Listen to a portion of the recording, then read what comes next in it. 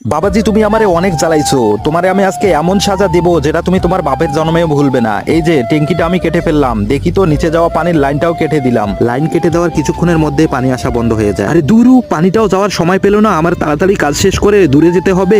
বাবাজি তুমি আমারে শুধু একটা মিনিট সময় দাও, আজকে তোমারে আমি মরিচের গুঁড়ার পানি খাওয়ামু। আরে পানি চলে যাওয়ার সময় পেলো না, দেখি তো লাইনের সমস্যা হয়েছে নাকি। বাবাজি তুমি ছোটাছুটি করিও না, কিছুক্ষণের মধ্যে তোমার পানি চলে আসবে।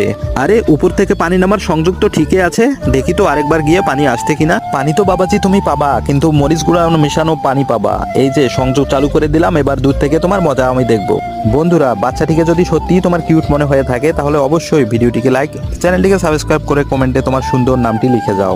আরে সত্যি সত্যি তো লাইনের সমস্যা হয়েছিল, এই তো পানি এসেছে, এখন আমি কাজ স্টার্ট করে দেই। আরে পানিতে এসব কি আসছে, আমার হাত চুলকাচ্ছে কেন, দেখি তো হাতটা ধুয়ে ফেলি ভালো হয় কিনা।